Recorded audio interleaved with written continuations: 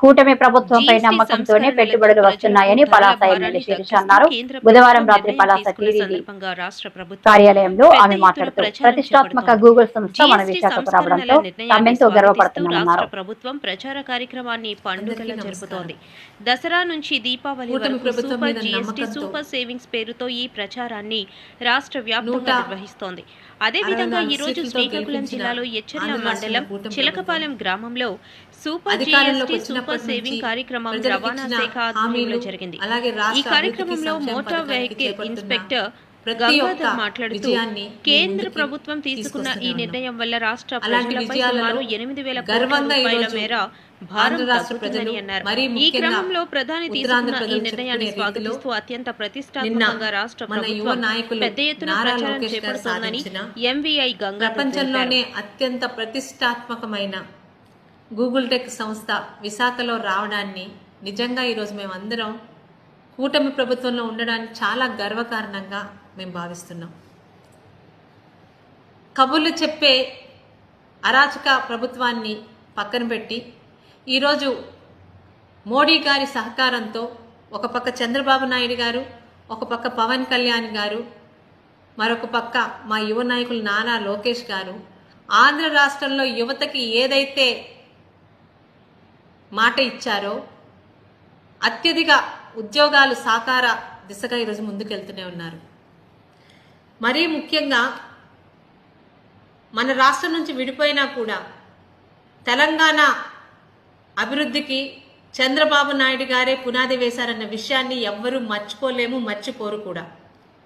అదేవిధంగా ఆ రోజు హైదరాబాద్కి మైక్రోసాఫ్ట్ రాక ఎంత అభివృద్ధికి దోహదం చేసిందో ఈరోజు మనం సాధిస్తున్న అన్ని పరిశ్రమలతో పాటు ఈరోజు ప్రపంచంలో కూడా అందరూ కూడా అభినందించేలా గూగుల్ సంస్థని విశాఖపట్నంకు తీసుకురావడంలో మన యువ నాయకుడు తాలూకా నారా లోకేష్ గారి తాలూకా కష్టాన్ని ఖచ్చితంగా మనందరం గుర్తించాలి.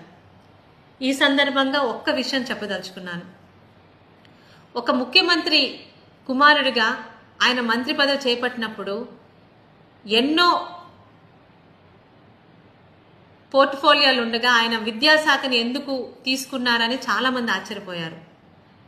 ఏ visionary son of A visionary father అని నిరూపించుకున్నారు. సమాజంలో మార్పు రావాలంటే విద్యార్థి స్థాయి నుండి, విద్యార్థులకు పాఠాలు చెప్పే ఉపాధ్యాయుల స్థాయి నుండి, రేపు ఉదయం విద్య పూర్తి చేసుకుని సమాజంలో అడుగుపెట్టే యువతకి ఉద్యోగాలు కల్పించే స్థాయి, ఈ మూడిటి తాలూకా బాధ్యత తీసుకొని చంద్రబాబు నాయుడు గారు లాంటి విజనరీ నాయకుడికి సరైన వారసుడిగా ఈరోజు ఆయన ప్రతి ఒక్కరికి నిరూపిస్తూ ముందుకెళ్తున్నారు. ముఖ్యంగా నిన్న జరిగిన ఒక సంఘటన మాత్రం అందరి ముందు చెప్పి తీరాలి. మా పలాస నుంచి దాదాపు 116 మంది మొన్న డిఎస్సిలో సెలెక్ట్ అయితే నిన్న వాళ్ళందరికీ ఒక ఆత్మీయ సమ్మేళనం చేపట్టాం. నిజంగా ఎమ్మెల్యే అయ్యాక రైతులకి మంచినీరు ఇచ్చినప్పుడు ఎంతటి సంతృప్తిని మేము చెందామో, నిన్న వారందరి మాటలు, వారి తాలూకు తల్లిదండ్రుల సంతోషం అంతే సంతృప్తి కలిగించింది. ఎస్, వీఆర్ ఇన్ కూటమి ప్రభుత్వం, we are in CBN and Nara Lokesh గారి టీంలో ఉన్నందుకు గర్వపడుతున్నాం. 5 సంవత్సరాలుగా ఎటువంటి డిఎస్సి లేకుండా మా ఏజ్ బార్ అయిపోతున్నా, మాకు ఇంకా ఉద్యోగాలు రావు, ఆత్మహత్య శరణం అనుకున్న టైంలో మా అందరికి ఏజ్ రిలాక్సేషన్ కల్పించి ఈరోజు మా అందరికి ఉద్యోగాలు నిజంగా వస్తాయా అంటే చేతిలోని సర్టిఫికెట్ వచ్చేదాకా నమ్మలేని నిజం ఇది మాకు. అలాగే ఫ్రెషర్స్గా మేము ఈరోజు కాలేజ్ నుంచి బయటకు రాగానే డిఎస్సి వచ్చి మా తల్లిదండ్రులకు అండగా వెంటనే మేము ఉద్యోగాలు సాధించామని ఫ్రెషర్స్ కూడా చెప్తున్నప్పుడు ఒక నాయకుడికి ఇంతకన్నా జాబ్ సాటిస్ఫాక్షన్ ఏముంటుందండి?